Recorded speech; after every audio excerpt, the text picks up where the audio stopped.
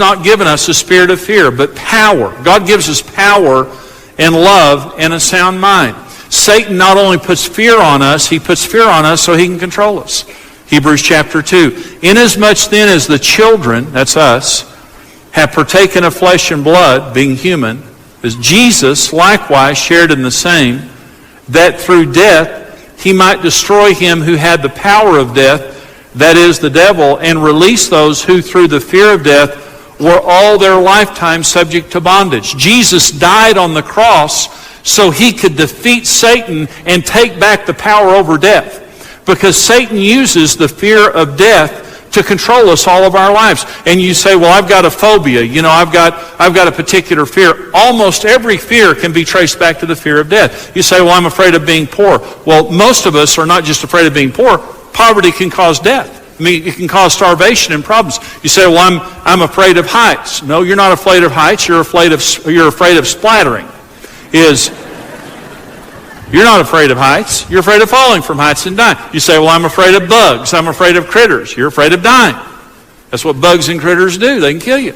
They can bite you and kill you. And so it says that Satan, through the fear of death, holds us in bondage all of our lives. Let me tell you the good news. Jesus died on the cross and defeated Satan and death and rose from the grave. And Jesus said to Mary and Martha, I'm the resurrection and the life, and whoever believes in me will never die. Let me tell you, if you're a Christian, you can't die. You'll never die.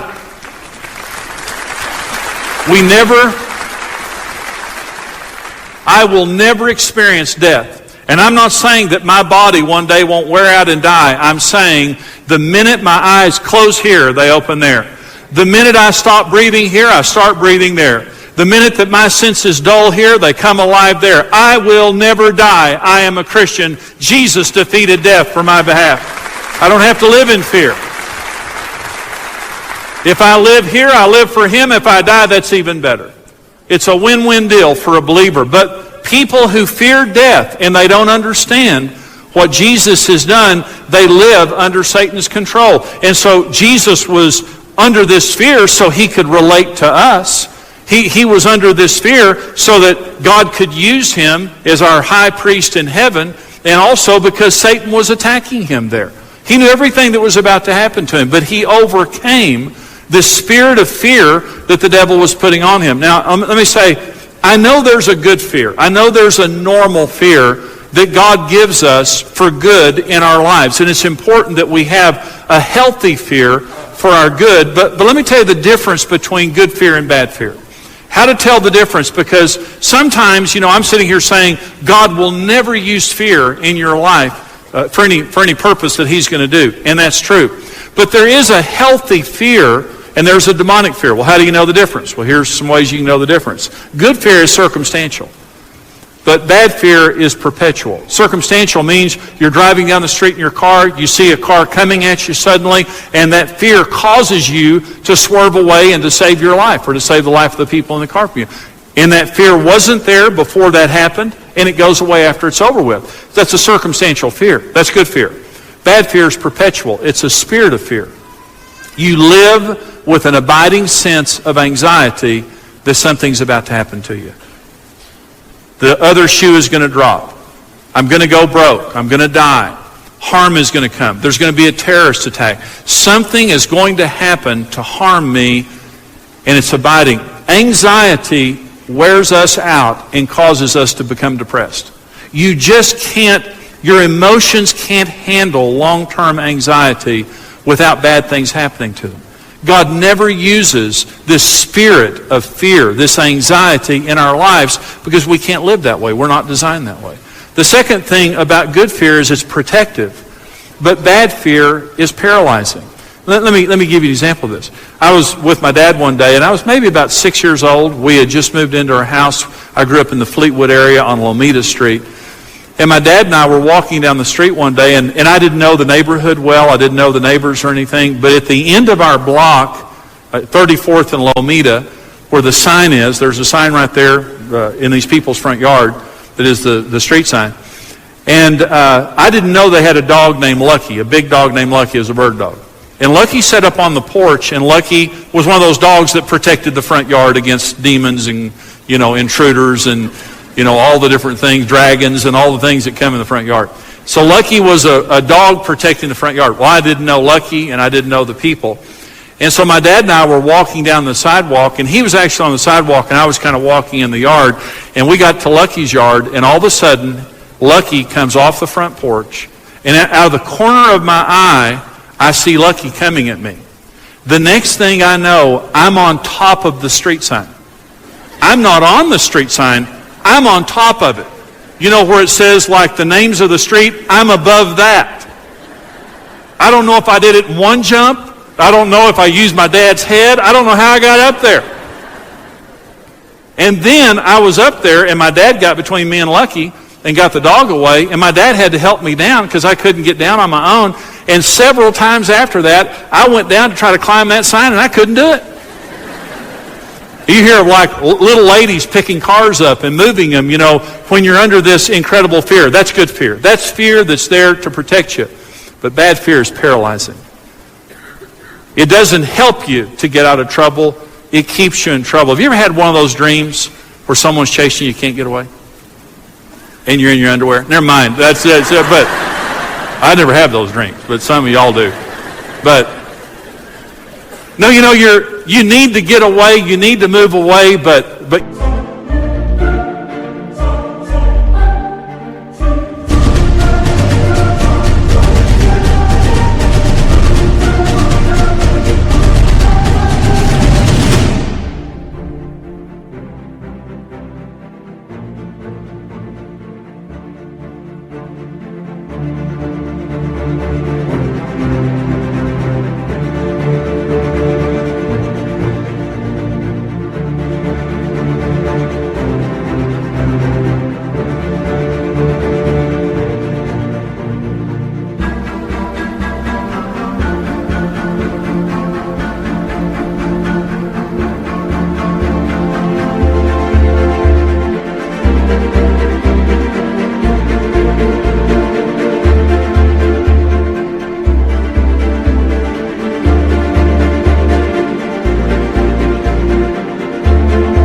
you just can't. That's demonic fear that's there to paralyze you and keep you from doing good. Good fear is instructive. Good fear says stop, move, swerve, whatever it is. But bad fear is confusing and fatalistic. A spirit of fear is a prophet spirit. It prophesies to you. It tells you you're going to die. You're going to die. It's going to be bad for you. Your future's bad. You're going to go broke. People just aren't going to like you. You're never going to make it in relationships. You're never going to make it in marriage. And it's not instructive. Good fear comes and instructs us and says, now do this and this will better you, and it does. But demonic fear comes to bring confusion and a fatalistic type of thinking, and that's exactly the reason that the devil uses it, because it's exactly the opposite of what God says. Jeremiah 29:11, I know the thoughts that I have toward you, says the Lord. Thoughts of peace and not of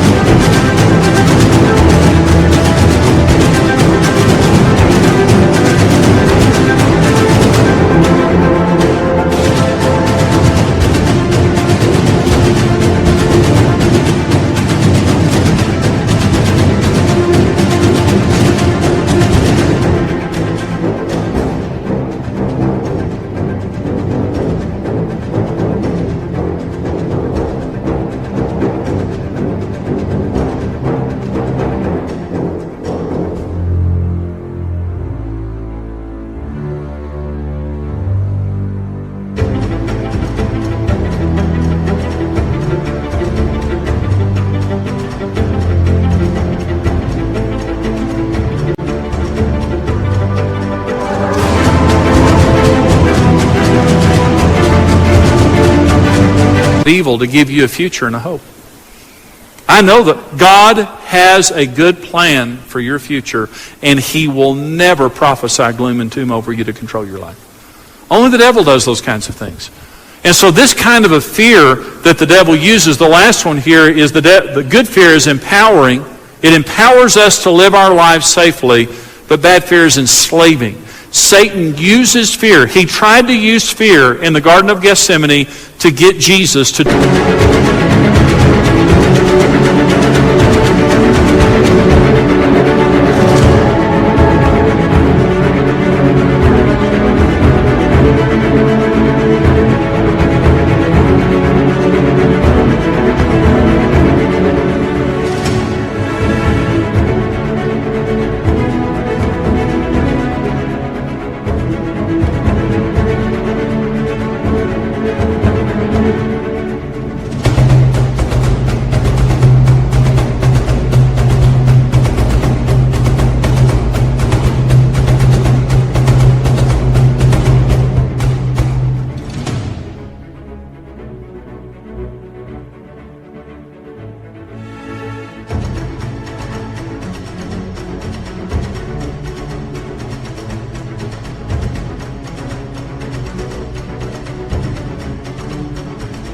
do the wrong thing, to get Jesus to be enslaved to that fear. Now listen, many of us, even though we're believers, we're the slaves of fear. Maybe not the total slave, but there are things that you cannot do that God wants you to do because the spirit of fear is telling you that you can't do those things. Let me say one other thing before I talk about how to overcome fear.